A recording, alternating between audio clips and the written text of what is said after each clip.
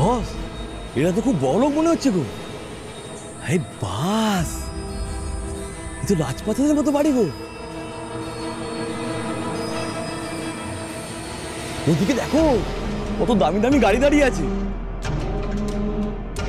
বিন্দির ভাগ্যটা সত্যি খুব ভালো বস। এসব গাড়ি বাড়ি দেখে দেখলে পরে করছিস কেন? আমার কিছু কম আছে আমার কিছু। তাছাড়া শোন, আমি না এখানে এইসব দেখতে আসিনি। সুন্দরগড়ের বিন্দি এত বড় মালদার বাড়িতে কি করে আসলো, ওটা আমাকে আগে খুঁজে বার করতে হবে। আমার মনে হচ্ছে কিছু একটা ঘাপলা তো আছি। হ্যাঁ চল, ওটা এন্ট্রি, ওদিকে তো গেট বন্ধ, তোমরা ভিতরে এলি কি করে? আমাদের বসকে কোনো গেট আটকে রাখতে পারে। তোমরা কারা? আরে বাস, কি সাহস গুরু! ও জিজ্ঞেস করছে তোমরা কারা? এই আমাদের বসকে চেনো না? না, চেনানোর প্রয়োজন নেই, এইভাবে ঢোকে যাবে। এবার ভেতরে ঢোকা যাবে, সব বন্ধ হয়ে যাবে, তাই না? চল। কি গো ঠাকুরজি, আজকে বিয়ে বাড়ির অনুষ্ঠান বলে কথা, তা বাড়িতে কোনো সাজগোজ নেই? ওরাও তো কেউ সাজেনি, না দিয়েছে আলো, না দিয়েছে ফুল। হ্যাঁ গো বিন্দির মা, ওরা কি তাহলে আমাদের বিন্দিকে মেনে নেয়নি? আরে বাবা না গো বৌদি, তোমার আবার বড্ড বেশি বাড়াবাড়ি। এরা হচ্ছে গিয়ে শহরের বড় লোক, বুঝছো? এদের ব্যাপার স্যাপারই আলাদা। দেখো গে হয়তো বড় কোনো বাড়ি নিয়েছে অনুষ্ঠানের জন্য, সেখানেই বউ বাচ্চা হবে পরে হয়তো। আরে বাস, এ তো সত্যি রাজপ্রাসাদের মতো বিশাল বাড়ি। আমার মেয়ের পছন্দ আছে বলতে হবে, খুব ভালো করে বিয়ে করেছে। বাবা মা, তোমরা হঠাৎ এখানে আসতে গেলে কেন বলো তো? মানে কথা নেই বার্তা নেই এখানে চলে এলে সোজা? ওই দেখো, আরে আজকে আমার মেয়ের বউ ভাত, আর আমরা আসবো না? তাও তো তুই আমাদের ঠিকানাটা দিসনি, আমরা খুঁজে খুঁজে চলে এলাম। হ্যাঁ রে মা, ঋদ্ধিমান বাবুর এই এলাকায় খুব নাম ডাক, তাই না? ওনার নাম বলতেই একবারে ওনার বাড়িটা সবাই দেখিয়ে দিলেন। এই এলাকায় উনি খুব বিখ্যাত না রে? আচ্ছা, আমি বলছিলাম কি, আপনাদের বাড়িতে তো আজ একটা বউ ভাতের অনুষ্ঠান, তো কোনো আয়োজন তো দেখছি না, আর আত্মীয় স্বজন নেই, কোনো আলো, কোনো ফুল, কিচ্ছুই তো দেখতে পাচ্ছি না। হ্যাঁ রে বিন্দি, তোর এই অবস্থা কেন? তুই শাড়ি গয়না কিচ্ছু পরিসনি? উমা তাই তো, আর ওই যে এক মাথা সিঁদুর পরে এলি, এখন তো এক ফোঁটাও সিঁদুর নেই রে। গোবিন্দির বাবা, আমার মনে হয় এই বাড়িতে বিন্দিকে ওরা কেউ বউ হিসেবে মেনে নেয়নি গো।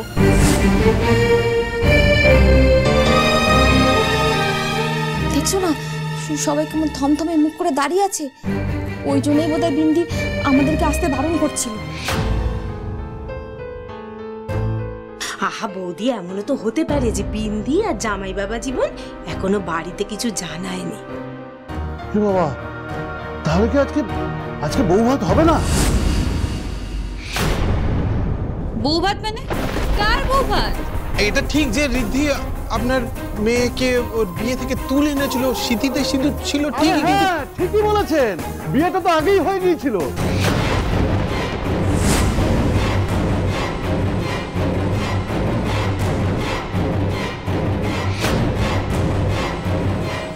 ওই আমার বিন্দি যখন সিদ্ধান্ত নিয়েছিল যে বিয়েটা করবে, তখন আমি রাজি ছিলাম না, কিন্তু আমি বাধ্য হয়ে রাজি হয়ে গেলাম। আপনারাও রাজি হয়ে যান। দেখুন ওই কথাই বলে না, মিয়া বিবি রাজি তো কেয়া করেগা পাজি। না না, পাজি না, মানে বলছি যে আপনারা মতামতটা দিয়েই দিন, বুঝতে পারছেন? ওদের সুখেই তো আমাদের সুখ, তাই না? কি বলছেন কি বলুন তো আপনারা? কিচ্ছু তো বুঝতে পারছি না। কিসের মিয়া, কিসের বিবি, বউ ভাতটা কার? ও হ্যাঁ হ্যাঁ, ঠিকই তো, আপনাদের তো অভিমান হয়েছে, আর সেটা হওয়াই তো স্বাভাবিক। দেখুন বিয়েতে তো আমরা কোনো ওই আত্মীয়তা অতিথিয়তা করতে পারিনি না, কিন্তু আজকে আমরা প্রস্তুত হয়ে এসেছি, সবকিছু নিয়ে এসেছি, তত্ত্ব সব। কি এই চলো চলো, দাঁড়িয়ে আছো কেন? চলো তাড়াতাড়ি এসো, তাড়াতাড়ি এসো, এসো। হ্যাঁ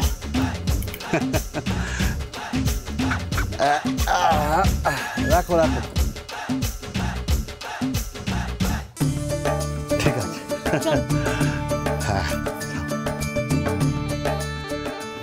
এসব কি করেছিল? এসব কেন এনেছিল? না, আপনি আমার মেয়ের সারা জীবনের দায়িত্ব নিলেন, তাকে বিয়ে করে সসম্মানে এই বাড়িতে বউ করে নিয়ে এলেন, আর আমি এটুকু করতে পারবো না? দেখুন, প্রথমে আমার একটু কষ্ট হয়েছিল ঠিকই, কিন্তু বিন্দি তো আমার একমাত্র মেয়ে, তাই সবকিছু মেনে নিয়ে আমি এসবের আয়োজন করেছি। কি মেনে নিয়েছেন বলুন তো? আর আপনার মেয়ে বাড়ির বউ হলো কোন লজিকে? মানে যা মুখে আসলে বলে যাবেন? এখন তো মনে হচ্ছে ওটাই ঠিক কথা, বিন্দিকে ওরা মেনে নেয়নি। আরে কেনই বা মেনে নেব? আমি জাস্ট বুঝতে পারছি না আমাদের দায়টা কিছু। বিন্দি এইবারের কে হয় যে ওকে মেনে নিতে হবে আমাদের? কেন বউ?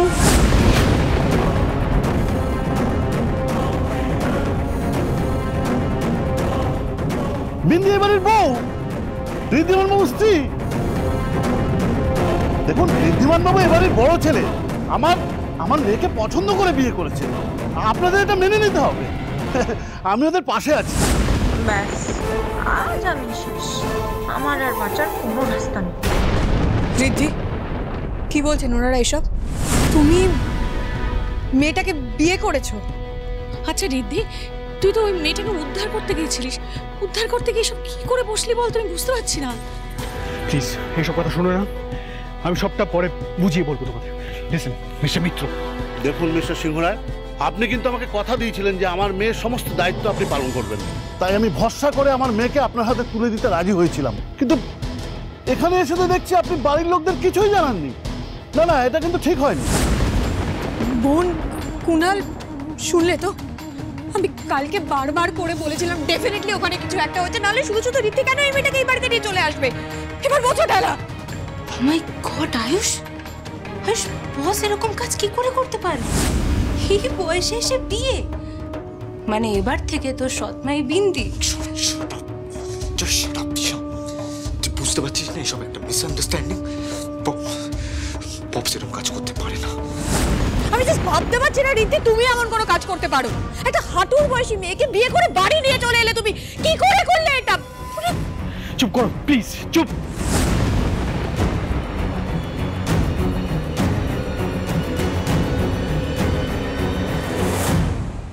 হে ভগবান, স্যার এক্ষুনি সবটা বলে দিলে মা বাবা তো আমাকে এখান থেকে নিয়ে চলে যাবে, আর ওই মৃদুলের সাথে বিয়ে দিয়ে দেবে। কি করব আমি তাহলে? কি মিথ্যে দিয়ে সবটা ম্যানেজ করব আবার?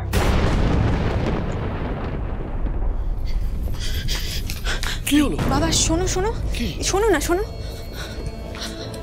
ঠিক দেখো বাবা, দেখতেই তো পাচ্ছ ওনারা আমাকে মেনে নেননি, তার মধ্যে যদি তোমরা এখন ঝামেলা করো ওনারা আমাকে আরোই মেনে নেবেন না। তার থেকে আমি বলি কি, তোমরা এখন বাড়ি চলে যাও, আমি পরে একটু সময় দাও আমাকে, আমি পরে সবটা বুঝিয়ে বলবো, প্রমিস। ঋদ্ধি, কি হচ্ছে বল না, একটু খুলে বল না। এই সবটা মিথ্যেরা, এই সবটা হয়েছে এই মেয়েটার জন্য। ও আসলে আমার কাঁধে বন্দুক রেখে চালিয়েছে যাতে ওই বিয়েটা থেকে ও পালাতে পারে। ওকে, আই ট্রাস্ট ইউ, মেনে নিলাম আমি তোমার কথা, কিন্তু একটা বাইরের মেয়ের জন্য তুমি এত বড় ঝুঁকিটা কেন নিচ্ছ? আমি তো সেটাই বুঝতে পারছি না ঋদ্ধি। না, মানবো না, কিছুতেই মানবো না। তোকে যদি ওরা মেনে না নেয়, তোকে কষ্ট করে এ বাড়িতে থাকতে হবে না, তোকে আমি এক্ষুনি নিয়ে চলে যাবো। চল বিন্দি, চল, অপমান সহ্য করে এ বাড়িতে থাকতে হবে না, চল তুই।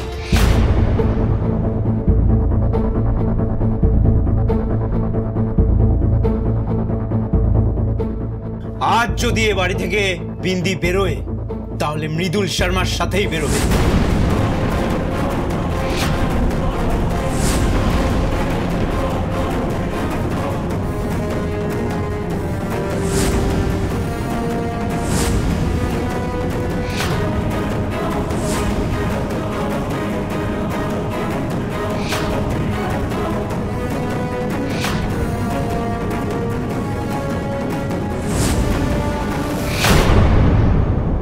আরে কি হলো? চলো বিন্দি, দেরি হচ্ছে তো, চলো।